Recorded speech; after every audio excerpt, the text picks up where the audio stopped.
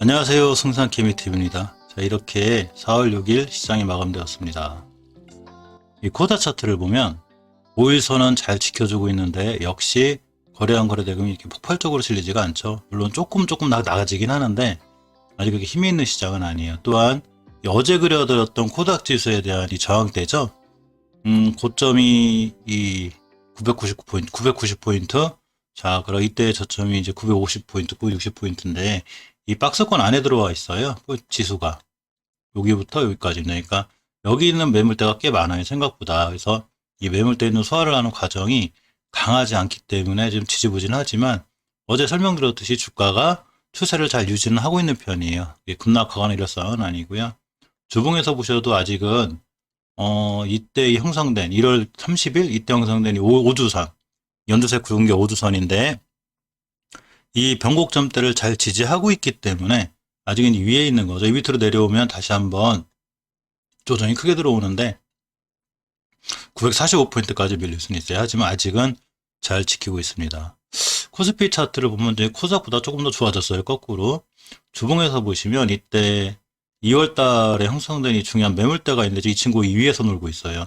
자, 조금 수급이 개선됐다는 얘기죠. 물론 이제 정고점에 대한 이 3200포인트 이 근처에 대한 부담감이 있기 때문에 한 번에 확 올라가지 못해도 그래도 조금은 추세가 좀 살아있는 형태입니다. 일봉에서 이렇게 코스닥하고 똑같이 5선 잘 지켜내고 있죠. 이제 차트도 정별로 돌아섰고 이때 매물대가 좀 부담이 돼서 그렇지 추세는 역시 잘 유지하고 있어요. 이제 거래한 거래대금이 며칠 전보다는 조금 실렸는데 그렇다고 많이 실린 건 아니고 조금 실렸습니다. 시간별 투자동을 보면 외국인이 거의 이끌어줬죠. 코스피는 외국인이 거의 샀고 역시 기관에 엄청난 매도세가 있었는데 금융투자 말썽이에요. 하루 사고 하루 팔고 그러더니 이제 매일 파네요. 연기금도 그렇고. 근데 외국인이 시장을 다 이끌어줬고요.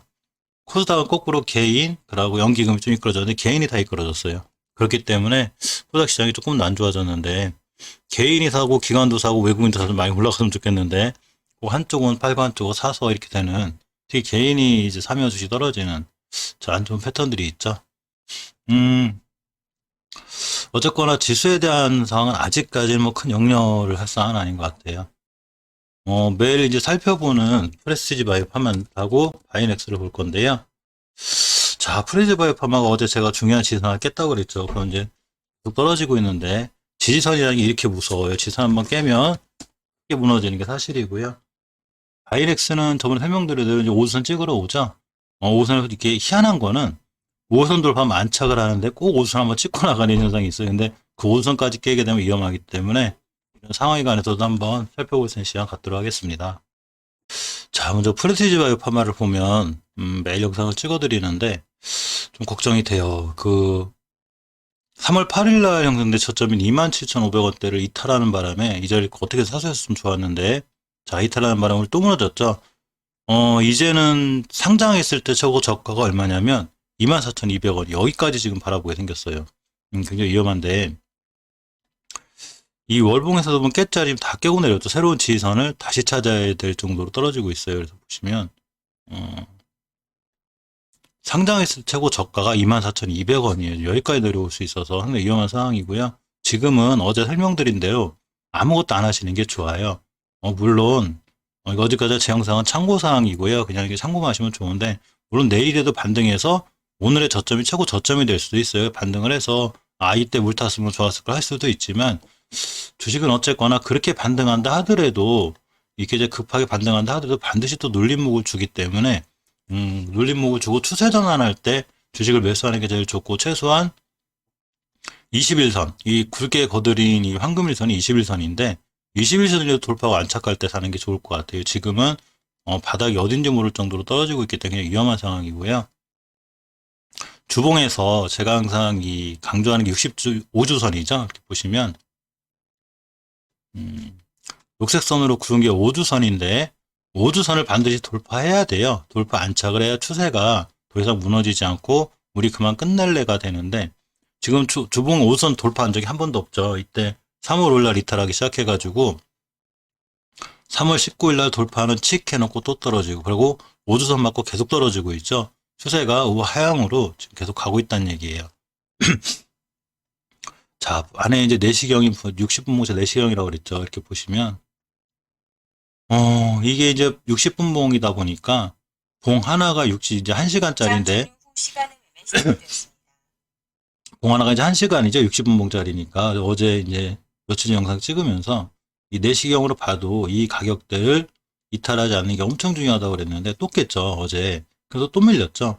자, 그러면서 오늘 이 시대가 언제냐면 25,600원을 10시쯤에 저점을 찍은 후에 지금 이렇게 옆으로 가고 있죠. 그러니까 오늘 저점인 25,600원을 또 깨면 주식 계단식으로 자꾸 하락하는 거예요. 굉장히 위험한 신호죠. 그래서 그 추세가 자꾸 무너지고 있어서 지금은 아까도 말씀드렸듯이 물론 여기서 반등해서 급반등에 갈 수도 있어요. 그렇지만 그렇게 되면 어차피 또 눌림목이라는 걸 주고 5주선 돌파하면 안착이라는 걸 하고 시간이 걸리기 때문에 지금은 일단 아무것도 하지 않는 게 제일 좋고요. 설사 상장할 때 최저점을 찍고 더 떨어지더라도 지금은 추세의 전환이 먼저 돼야 돼요. 주식은 절대 떨어질 때 사는 게 아니에요. 떨어질 때 사게 되면 물량이 2배로 실려서 떨어져요. 그럼 나중에 진짜 좋은 기회가 왔을 때 추가로 살 물량과 돈이 없게 되고 굉장히 힘들어지니까 지금은 추세가 일단 돌아설 때까지는 기다렸다가 그때 분할로 매수하시는 게 낫고요.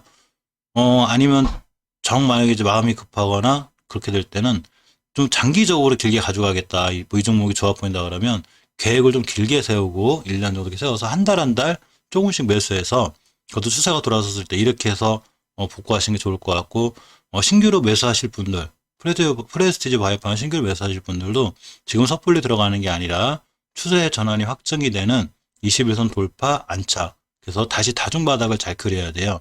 1바닥, 2바닥, 3바닥 이런 식으로 그려야 되고 최소 주봉에서 5주선 회복과 안착을 해줄 때 그때 비로소 신규 매수하실 분들도 그래야 그때 하시는 게 낫지 절대 일봉에서 떨어지고 있을 때 즉 떨어지는 소랑이 피하라고 하죠. 그러니까 그때는 지금 피하고 있다가 나중에 좋은 기회가 왔을 때 상승 추세로 전환될 때 이때 매수하시는 게 제일 좋아 보입니다.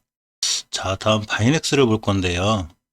사실 바이넥스 같은 경우는 전형적인 이제 그런 코스를 밟고 있는 건데 저번에 말씀드렸듯이 강력한 매물대가 있다고 그랬죠. 이때 24,000원대부터 이렇게 34,000원대까지 그 하단부가 24,000원 여기에요. 그래서 이렇게 보면 장기 이동 평균선 하나가 있는데 보시게 되면 121선이 있어요.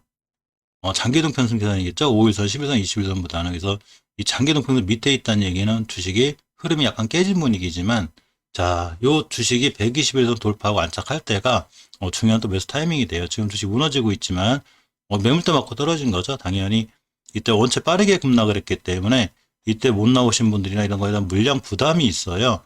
물량 부담 때문에 툭 떨어진 건데 결국은 121선 위에 올라가야 이 매물대 위에서 놓을 수 있어요. 월봉에서 오늘 이제 새로 들어오신 분들을 위해서 설명을 드리면 자, 이렇게 그 16년도 6월 달에 중요한 변곡점을 제가 뚫어놨다고 그랬죠. 자, 우리 자리 뚫었어. 그러면서 저번 달에 그렇게 안 좋은 뉴스에도 어차피 종가에 잘 올려놨어요. 그래서 이 친구 지금 음봉으로 떨어지고 있지만 음봉으로 떨어질 때 잘 지켜줘야 될 자리, 반드시 지켜줘야 될 자리가 21,000원대라고 그랬죠. 지금 23,300원인데 추가로 밀려도 21,000원대를 반드시 잘 지켜줘야 되고요. 21,000원대를 짚고 돌아 나가야 예전의 자리까지 갈 수 있는 그런 상황이 됩니다. 일단 주식은 깨지 않아야 될 자리는 절대 깨지 않아야 돼요. 자, 그렇게 보면 주봉이에요. 주봉을 보면 이 녹색선 굵은 게 5주선이죠. 자, 5주선인데 5주선의 가격이 2270원이고 그 후에 60주선 가격이 2887원인데 5주선까지는 무조건 깨지 않아야 돼요. 5주선을 깨게 되면 다시 떨어져요. 그래서 5주선을 지켜주는 게 엄청 중요하고 5주선 오기 전에 21,000원대를 잘 딛고 돌아 나가고 음봉으로 이번 주에 한 주 정도는 음봉으로 떨어질 수 있어요. 그렇지만 이번 주에 음봉으로 떨어졌을 때 금요일날 종가상 21,000원 위에 있어야 되고 다음 주에 21,000원 위에서 놀아야 그나마 예전의 매물대를 회복하러 가는 자 그런 모습이 될 수 있습니다.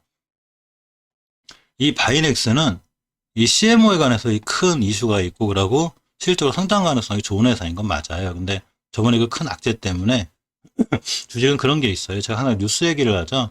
뉴스랑 참조사항이라고. 근데 제일 중요한 건 수급인데 지금 수급이 깨져 있는 거죠. 어느 정도는. 왜냐하면 이때 이 매물대에 있던 엄청나게 많은 물량들 때문에 급하게 떨어져서 누군가 매도를 했겠죠. 개인이 됐든 기관이 됐든 외인이 됐든. 근데 여기서 미처 못 나온 물량, 강한 물량이 있는 거죠. 즉 수급이 좀 깨져 있는 편이기 때문에 이 주식이 이 자리를 강하게 돌파해야 되는데 그러려면 엄청나게 강한 거래량이 들어와야 돼요. 근데 아직은 거래량이 큰 실력 오고 있지 않죠. 물론 주가가 이때부터 박스권 하단까지 빠르게 회복해졌지만 거래량이 필요해요. 거래량과 거래대금이 강하게 들어와야 이걸 다 돌파할 수 있는데 아직은 그렇지 않습니다. 자, 명심하셔야 될 거는 2016년도 7월달에 형성된 이 자리 21,000원대 절대 이탈하지 않는 게 엄청 중요하고요. 주봉에서 가깝게는 5주선, 연두색 굵게 거는 거, HTS의 그 주봉 켜놓고 5선 거놓으시면 돼요. 이 5주선을 이탈하지 않는 게 무척 중요하다고 생각이 되니까 5선 이번 주 금요일날 5선의 지지 여부를 반드시 꼭 잘 확인해야 될 것 같습니다.